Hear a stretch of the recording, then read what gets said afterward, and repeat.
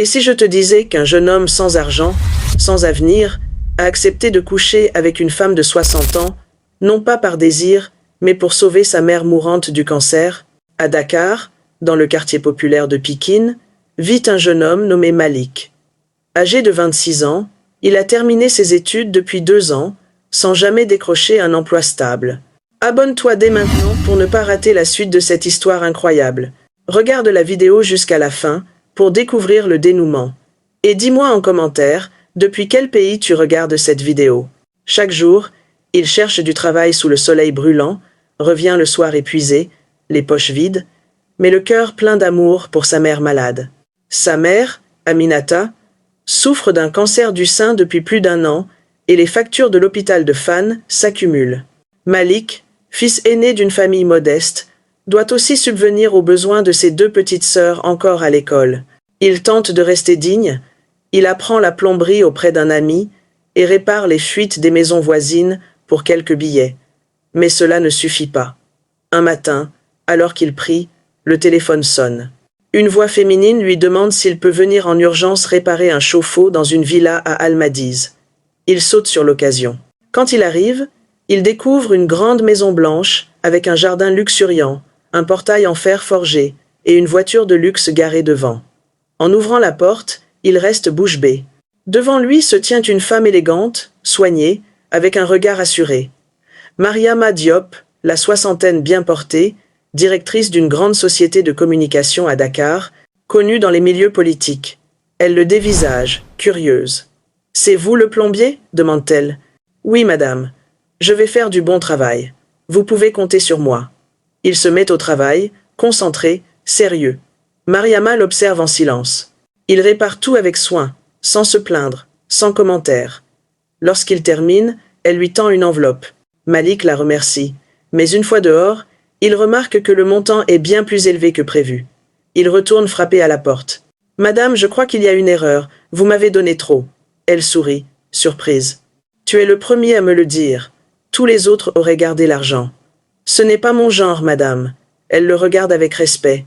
« Garde tout, tu le mérites. » Alors qu'il s'apprête à partir, elle l'appelle « Malik. »« Reste un peu, j'aimerais te parler. » Il se retourne, hésitant. Elle s'avance doucement et lui dit avec une voix basse « Passe la nuit avec moi. » Le jeune homme croit mal entendre. « Pardon, madame ? Tu as bien entendu. Une nuit. Et je te donnerai tout ce que tu veux. Ta mère, ses soins, sa maison, tout ce dont elle a besoin. » Malik reste figé, incapable de répondre. « Je suis désolé, madame. Je ne peux pas faire ça. » Elle insiste. « Réfléchis-y. Tu pourrais sauver ta mère. » Mais il refuse et s'en va. Ce refus la bouleverse. Mariama, habituée à acheter l'attention des hommes, vient de rencontrer quelqu'un de différent. Le soir même, elle le rappelle, lui propose un déjeuner, il refuse encore. Son ami Sheikh, en apprenant l'histoire, s'énerve. « Tu es fou, Malik. Tu veux que ta mère meure alors qu'une femme riche veut t'aider? C'est peu, être Dieu qui t'envoie cette chance. » Ces mots trottent dans la tête de Malik toute la nuit. Le lendemain, il rappelle Mariama et accepte le déjeuner. Au restaurant chic du plateau, elle est assise seule, vêtue d'un boubou doré. « Tu es venu, » dit-elle avec un sourire. Il hoche la tête timidement. Ils discutent. Elle se confie. Sa vie, ses échecs, ses trahisons. Mariée 4 fois, toujours trahie, utilisée. « Tu sais, j'ai toujours eu de l'argent, mais jamais quelqu'un qui m'aime vraiment, » murmure-t-elle. « Je veux juste ressentir ce que c'est que d'être aimée. » Ces mots touchent Malik en plein cœur. Il lui avoue qu'il n'a jamais connu de femme comme elle. Puis, doucement, il l'embrasse. Ce soir-là, Mariama ne dort pas seule. Et dans cette nuit silencieuse de Dakar, un lien étrange naît entre eux, un mélange de tendresse et de besoin. Les semaines passent. Mariama aide à soigner Aminata, paie les études des sœurs de Malik et lui ouvre des portes professionnelles. Peu à peu, leur relation devient publique. Les gens parlent, mais Malik assume. « Elle est ma force, ma lumière. » Un jour, il décide de la demander en mariage. Il s'agenouille lors de l'anniversaire de Mariama, devant ses amis influents, et dit « Veux-tu m'épouser ?» Silence dans la salle. Les rires moqueurs fusent. « Elle a l'âge de ta mère, c'est pour l'argent. » Mais Mariama ne voit que lui. Elle dit « Oui. » Ce oui fait trembler les murs de son monde. Cependant, quand Malik la présente à sa famille, tout s'écroule. Ses sœurs éclatent de colère. Tu ramènes une vieille comme fiancée. Sa mère détourne le regard. Mariama part en larmes. Il la rattrape, s'excuse, promet de ne plus jamais avoir honte d'elle. Cette nuit-là, ils se réconcilient. Leur amour triomphe encore, mais le destin n'a pas dit son dernier mot. Quelques mois plus tard, la fille adoptive de Mariama, Aïcha, revient de France. Belle, intelligente, mais orgueilleuse et jalouse. En apprenant que sa mère veut épouser un jeune homme de son âge, elle explose. Tu veux te ridiculiser? Épouser un garçon qui pourrait être ton fils? Mais quand elle voit Malik pour la première fois, tout change. Elle le trouve séduisant, mystérieux, viril. Et dans son esprit, un plan machiavélique se forme. Le séduire, le prendre, le briser. Les jours suivants, elle multiplie les provocations.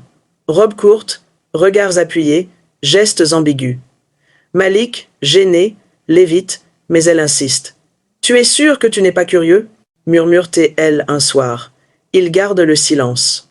Un jour, alors qu'ils dînent tous ensemble, elle pose son pied sur celui de Malik sous la table.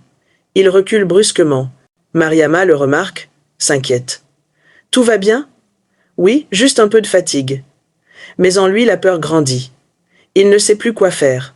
S'il parle, Mariama croira-t-elle qu'il ment? Une nuit, tout bascule. Malik sort de la salle de bain, et Aïcha surgit, à moitié nue, feignant de tomber dans ses bras avant de crier. « Maman, au secours !» Mariama accourt, voit sa fille en pleurs, et Malik figé. « Il a essayé de me violer !» hurle Aïcha. Mariama, choquée, gifle Malik. « Sors de chez moi !» Il tente d'expliquer, mais elle ne veut rien entendre. Il quitte la maison, le cœur en miettes. Les jours passent. Mariama pleure sans cesse, mais quelque chose la ronge. Les paroles d'Aïcha ne collent pas. Elle repense aux gestes, aux regards, aux tensions.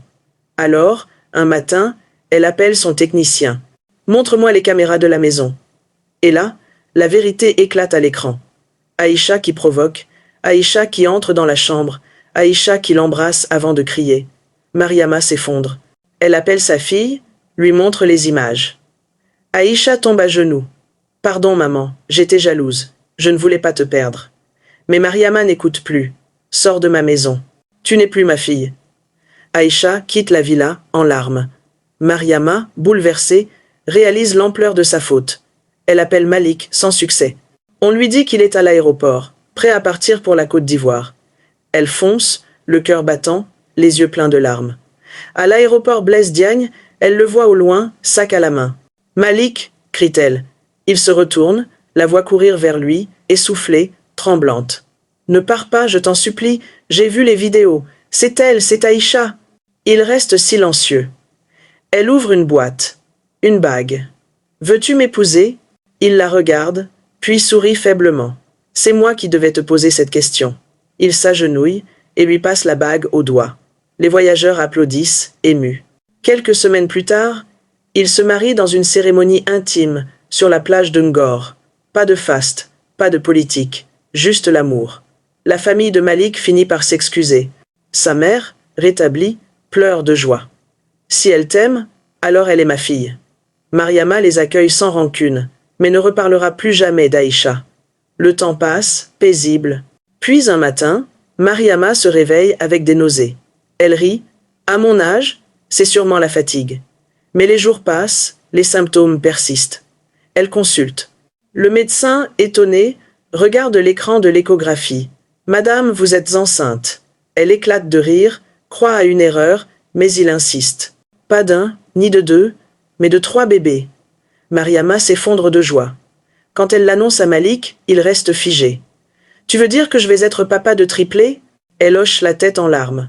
Le couple devient la sensation de Dakar. Certains crient au miracle, d'autres à la sorcellerie. Mais les examens sont formels.